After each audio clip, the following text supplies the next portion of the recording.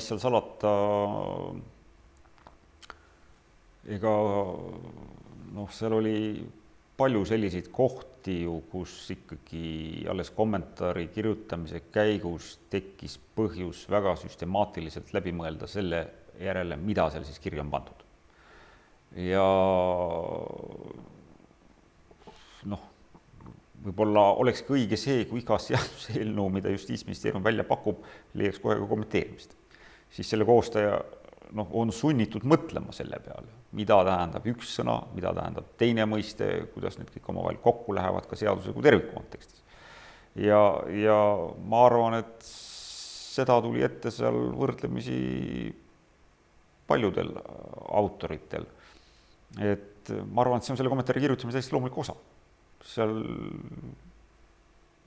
üks asi on seadust praktikule selgitada, lisada sinna juurde see kohtupraktika pool, aga teine asi on ka, et ta võimaldab seadusele endale sellist teistsugust mõtestatumat lähenemist.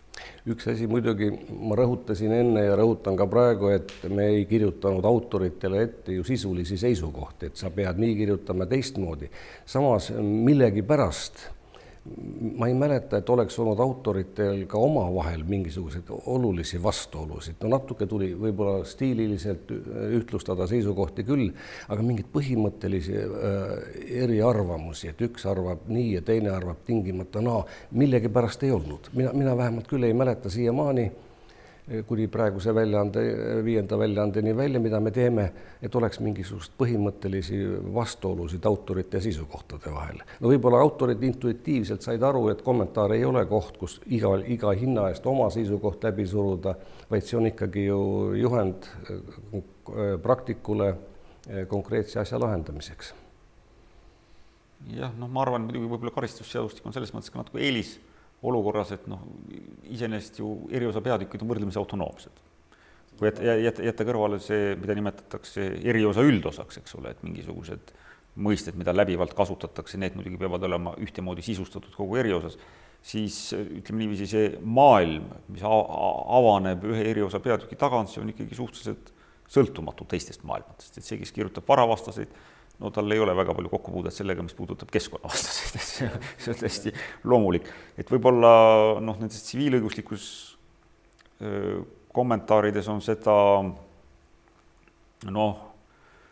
terviklikkus sedavõrd rohkem, et seal on ka rohkem selliseid vaidlusi, sest see positsioon, mida väljendab üks autor ühes peatükis, see mõjutab kohe ka teisi autoreid teistes peatükkides. Karistusõigus on selles mõttes natukene võib-olla, ma ei julge öelda paremas olukorras, on natuke teistsuguses olukorras, et siin see autorite vabadus on sedavõrra suurem. Aga muidugi ma mäletan mingisugused küsimused seal siiski olid, näiteks see küsimus, kuidas sisustada juriidilise isiku vastutust, mille puhul on ju võib-olla olnudki kõige suuremad diskussioonid, et kas see peab olema ikka nii seotud füüsilise isikuga, võib ta olla autonoomsem. Seal majandussüütegude peatüki kommentaarides natuke torkas seda silma, et need, kes seal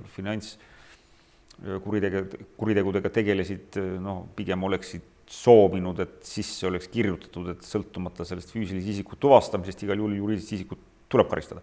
Nagu Jaan ütles, ega siin koostaja roll on ka natukene ennast autoritaarselt kehtestada, et me ei saa siiski lasta teose kui terviku ühe teose raames argneda mingisuguseid väga erinevaid seisukohti, mis peaksid olema kogu seadustik ühtemoodi lahendatud. Et selles osas me jõudsime muidugi üsna kiiresti ka kokkuleppele. Ka karistusõiguslased huvitaval kombel on väga sellised leplikud ja ühtekuuluvad. Kas nüüd iseennast sobib kiitma hakata, võib-olla meil on lihtsalt vedanud, aga autorite kollektiiv on ka tegelikult niisugune sümpaatne, kus valitseb selline tõsine koostöö meeleolu ja asjalik õhkkond. Õige.